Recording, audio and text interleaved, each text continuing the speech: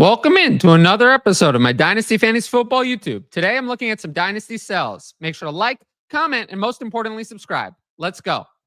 So the first one, Tyreek Hill. Now, this season has been a far cry from Hill's previously elite performance, but I think people are blaming other factors more than a potential decline, which I think we have to look at. So Hill this year, 9 games, 37 catches, 462 yards, 2 touchdowns, 60 targets, 4.1 catches, and 51.3 yards a game.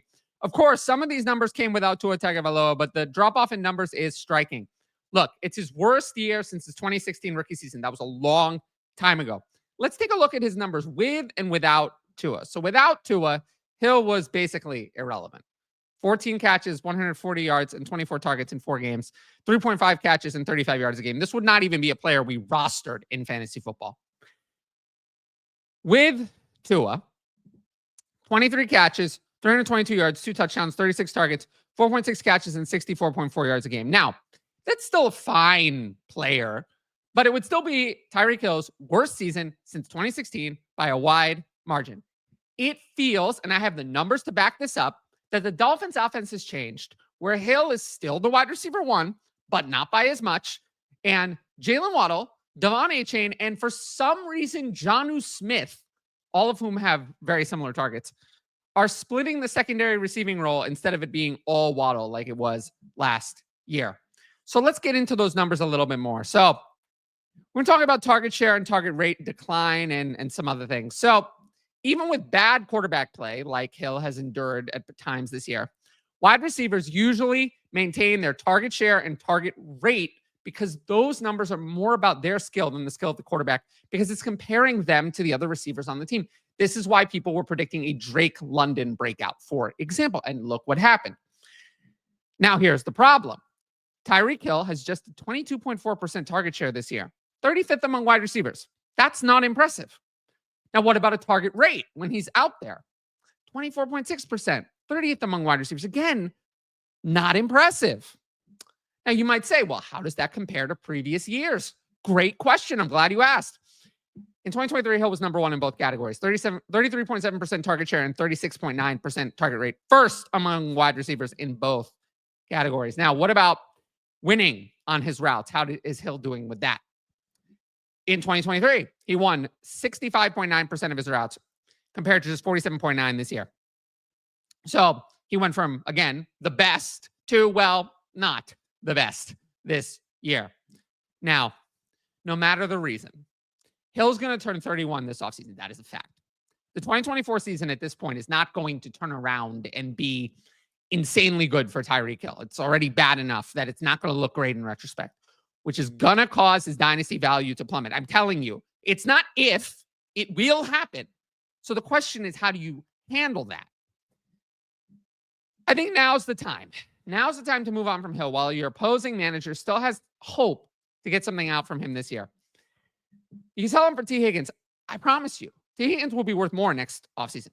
There's zero doubt in my mind. As a free agent 5 years younger, he's going to be worth more than Tyreek Hill is in Dynasty. Even better, 25 first and Keon Coleman. I'm not sure in the offseason you're going to be able to get a first plus for Hill at all. But I would try something like this. And then last one, 26 first and 27 first. Let's say you have Hill, you're a failed contender, you need a total reset of your assets. Probably not getting a 25 and 26 first. So this is a way to get 2 firsts for Hill, even if they're farther away. It's a move I would consider if I were completely blowing up my team. Now, my second sell, J.K. Dobbins. I love the story of Dobbins, but I think Dobbins might be one of those players who has a lot less value in 2025 than he does now, which is usually the definition of a sell, right?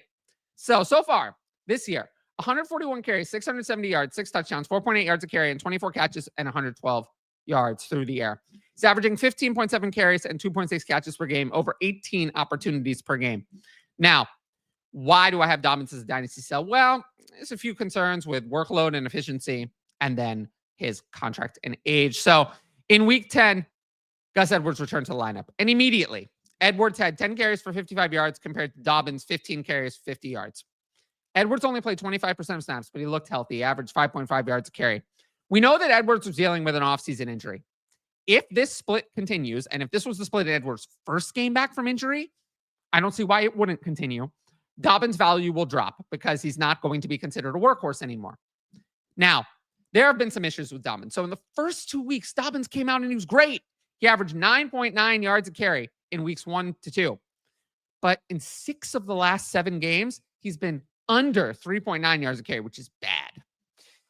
I don't hate Dobbins, but maybe could we consider that Dobbins might have been the best option of himself, Kimani Vidal, who the Chargers obviously hate, and Hassan Haskins, rather than saying that Dobbins should actually be a workhorse back in the future.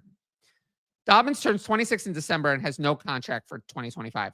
I'm not saying that Dobbins won't be back on the Chargers. In fact, I think the Chargers could easily retain him this offseason on, a 1 or 2 year deal. But we know the Chargers want to run the ball. They have a lot of extra draft capital on day 3 that they could use to fill other holes. Could they spend a day 2 pick on a running back? Absolutely, especially given that Jim Harbaugh is the coach and loves running the ball. Now, I think now is a good time to move on from Dobbins, especially if you're not competing. It's not an asset I want to hang on to going into the offseason, going into free agency, going into the NFL draft. So I saw this one, sell Dobbins for 26 first. I'd love that. Any first for Dobbins would be good in any format. I just don't believe in Dobbins as a real dynasty asset moving forward. Dobbins on 25 second for Audric Estime and the 25 first. I mean, I liked Estime this week. Not that I'm super high on him, but the 25 first is the appealing part of this deal. And then lastly, selling J.K. Dobbins for Tank Dell.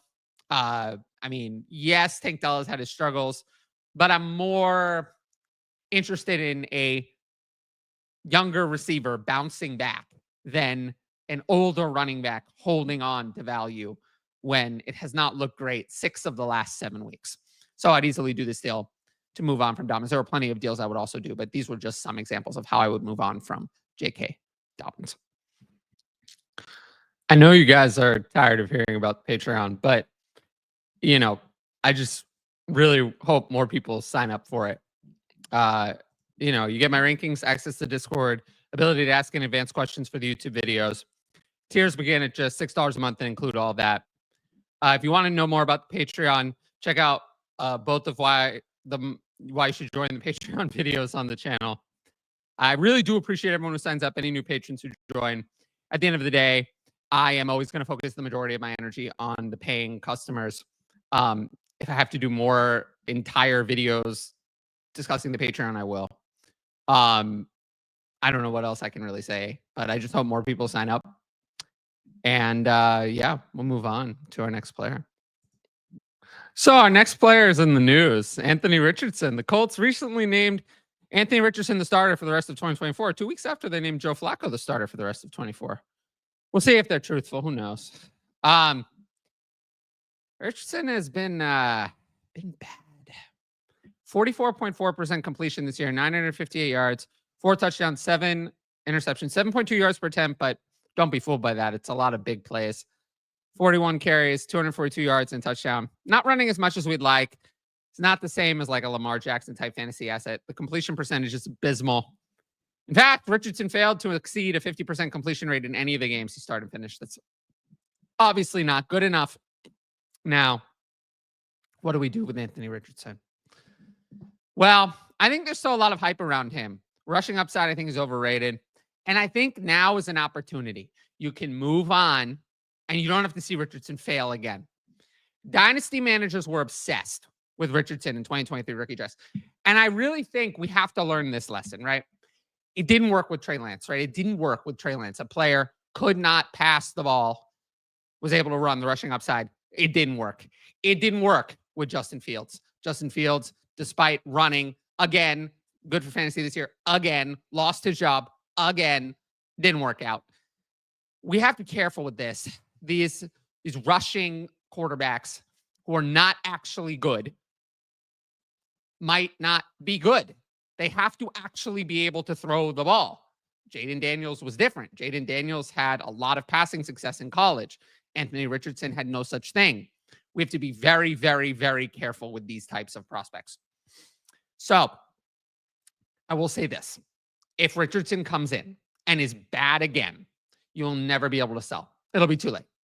Now is the opportunity. Colts have said he will be in the rest of the season. Get out now. Now, while you still can, there's not much in the trade database because the news came out today. It would have to be a trade done in the last 4 hours. There's not much of that. So in this case, I came up with my own ideas. Here's one. Could you trade Anthony Richardson for Bo Nix or Dak Prescott? Now, Dak Prescott is out for the year, but Dak Prescott signed that 4-year extension. It's all guaranteed.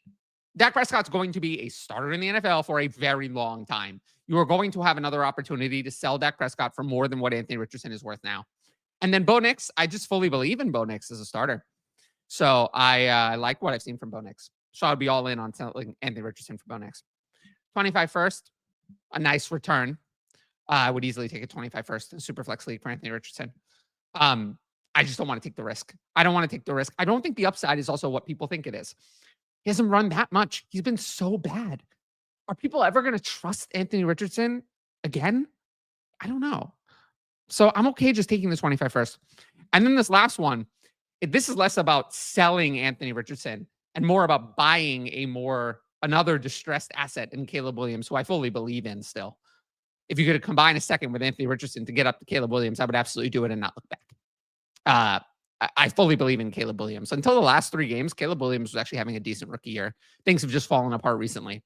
I would easily do this to acquire Caleb Williams. Get rid of Anthony Richardson. So it's a good transition from Caleb Williams to the Bears firing offensive coordinator Shane Waldron. We all know how incompetent Waldron was. If you watch the Jackson Smith and Jigba interview, you know what I'm talking about. Thomas Brown will replace Waldron. Brown was the offensive coordinator for the Panthers in 2023. That's not good. But he spent time in the Rams staff from 2020 to 2022, which is good. Worked with Sean McVay. We don't know what Brown is going to do. It cannot be worse than Waldron. It can't be worse. So I'm hoping it's better. But if you honestly tell me that I'm not optimistic, I'm not optimistic. I think Matt Eberflus is the problem. Matt Eberflus needs to be fired. And I think it'll be better once he's gone. Next one, Isiah Pacheco returning from IR. I'm not exactly sure when Pacheco will play. It's not going to be this week. Hoping for week 12. I think week 13 is probably more likely. Pacheco had been a workhorse in 2024 in the 2 games he played. 34 carries, 135 yards, touchdown, 7 catches, 54 yards. He did all that despite not even completing week 2. Saw receiving work. Neither Samaje Perine nor Carson Steele saw any real work when Pacheco was healthy. Essentially, Kareem Hunt slid directly into the same role. 125 carries, 449 yards, 5 touchdowns, 3.6 yards a carry, and 14 catches for 116 yards. Hunt is averaging 20.8 carries per game, by far a career high. He's not any more efficient than he was in 2022 or 2023. Hunt has not actually been good since 2021. When Pacheco returns, I expect Pacheco to be the lead back, although maybe splitting more work than before in kind of a ramp-up period. At the end of the day, the Chiefs are preparing for the playoffs, not the regular season. Now, JJ McCarthy had a second knee surgery. I don't like this at all. There's more swelling. I'm having a bad feeling. I'm having a bad feeling that the Vikings are going to bring back Sam Darnold for 2025, push McCarthy's debut back. McCarthy's 3 years younger than Michael Penix, so it makes a bit more sense for quarterback on his timeline. I'm worried. I'm officially worried. We didn't see anything from JJ McCarthy. I'm concerned. You probably just have to hold, but I'm just putting it out there that I'm concerned about JJ McCarthy. Now, I got a couple of Patreon questions. What are your thoughts on the rumblings that Bears vets are calling for Caleb Williams to be benched? My thoughts are that those veterans are poorly coached and have no discipline. Matt Eberflus has created a messy environment. It's not for winners. He's created an environment for losers. And he must go. And these Bears veterans, one of whom I suspect is DJ Moore, should be exiting soon because bad attitude. Very, very bad attitude. So, yeah. My thoughts are that they are idiots. If I'm a contender and I'm weak at running back, are there any running backs you consider moving a late first for despite the risk? Please don't do this. We're not going to get a running back that I'd actually pay a late first for. I mean, obviously I'd do it for Robinson, Breece Hall, Jahmyr Gibbs, A-Chain, Walker, Kyron, those types of guys. Everyone else too old or not good enough. Not the way I do things. I like to work in a cheap running back market. I'm asked this a lot. The answer is always no. Now, if you like the video, make sure to drop a like and leave a comment with your thoughts. As always, the best way to support the channel is to subscribe. And don't forget to hit that notifications bell so you can be notified about all my exciting content as it drops. Of course, if you want my best fantasy football advice, my help making trades and all that, it's available on the Patreon. Dynasty starts to redraft and more. And every sign up helps support my independent fantasy football content. But once again, thanks for watching, and I'll see you all later.